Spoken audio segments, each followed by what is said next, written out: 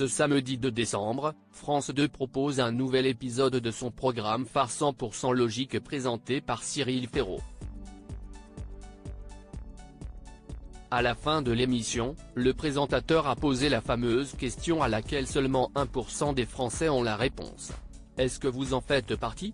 Faites-vous partie des téléspectateurs qui ont la réponse à la fatidique question ou seul 1% de la population française possède la solution ?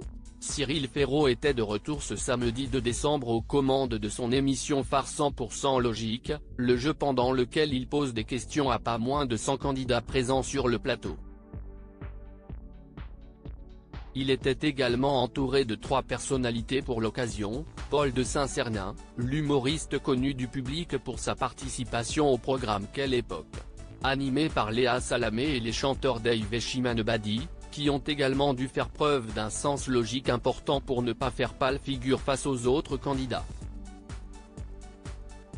100% logique, le dernier candidat a refusé de répondre à la question à 1%. Il était 100 au départ, maintenant il est tout seul maintenant dans l'arène avec les 99 autres candidats qui l'encouragent, a applaudi Cyril Ferraud, l'ultime candidat de la soirée.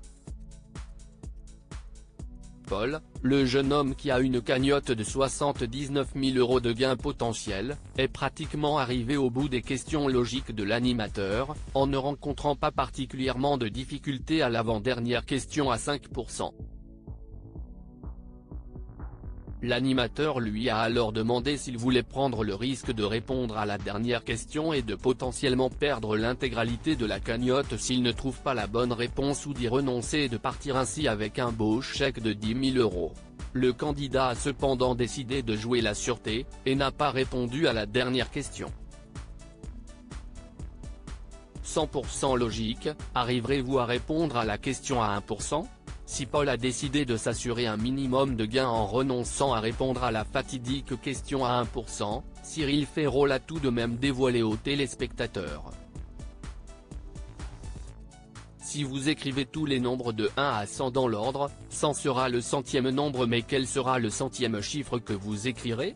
A alors annoncé l'animateur, tout en lançant le chronomètre.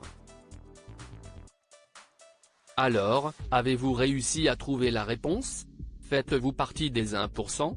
Cyril Ferraud a alors proposé une démonstration dans laquelle les chiffres défilent les uns après les autres.